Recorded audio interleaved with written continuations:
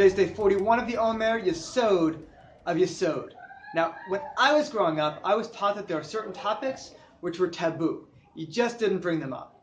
And one of them was definitely money. I remember very early on, like, asking my parents, like, how much a certain person made, or asking, the person how much they made. And my parents were like, whoa, whoa, whoa. We don't talk about that. It's totally inappropriate to ask somebody how much money they're making. This is a topic that is both very private for them, and it's really an adult topic. It's not something that a kid should be talking about or asking about. It's totally inappropriate. And if on the scale of inappropriateness, if money was a 3, then sexuality was a 10.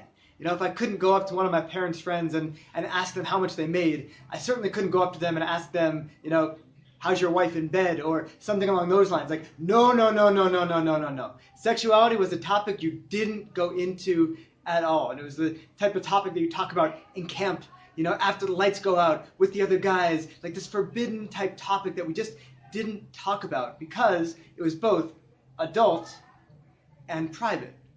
But because it was adult and private, you'd think that when I grew up and I became an adult and suddenly I was earning money and I got married and it wasn't about somebody else's life, but it was about my private life, that suddenly these things should be easy to talk about, right? Wrong. We tend to take on certain habits. We tend to habituate ourselves to different realities. And we can't just expect that we're going to naturally grow out of them a lot of the time.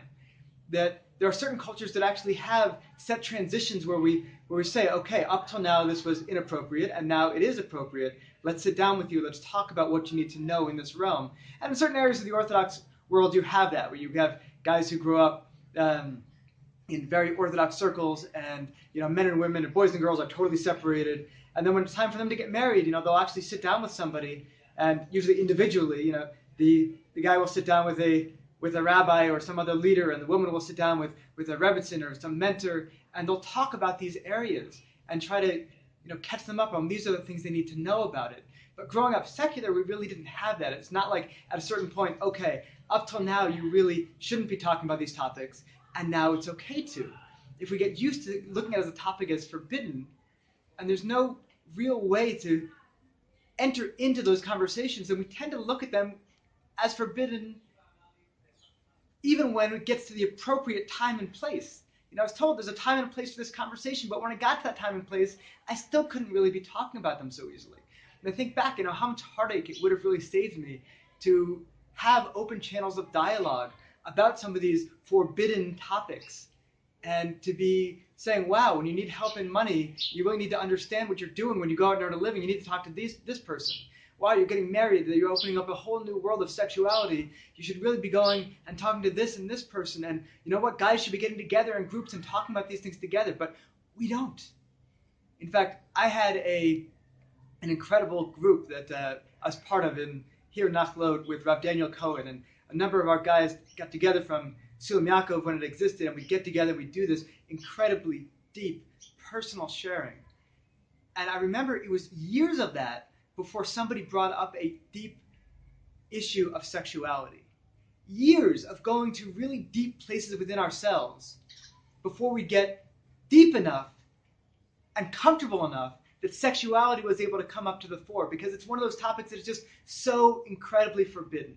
And here today in Yesod of Yesod, this is really a day when it's time to start looking at these areas of our relationships to money and to sexuality. And Yesod is also speech. And start to be saying, how can I actually talk about these things in a healthy, productive way? How can I work on myself in these areas in a healthy way?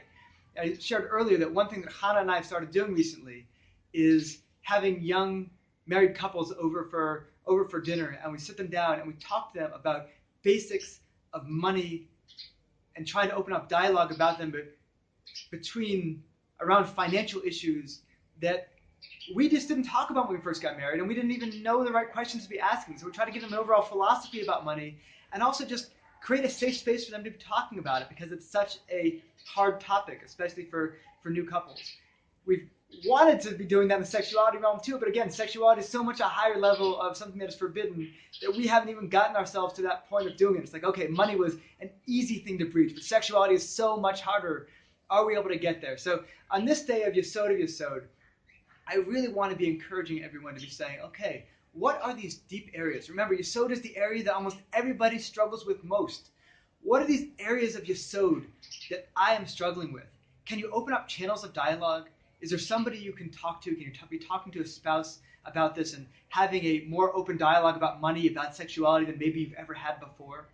Or can you actually say, okay, who out there is an expert that I can turn to who will give me the type of advice that I need in order to advance in this area? Because these are like the deepest, most intimate, personal areas of our lives. And if we can actually fix these areas, if we can improve in these areas, we can take our whole livelihood, our whole lives to a higher level. So really want to bless you on Yesod of Yesod, that you're able to delve into these core areas of Yesod that tend to be beneath the covers, the things that we don't talk about. Really look into yourself and say, where am I struggling in Yesod, and how can I take that to a whole nother level? How can I really advance myself so that I can just absolutely thrive in this area? And again, speech is part of Yesod, so who can I talk to about this? What dialogues can I have that can really enrich my life in these areas of Yesod?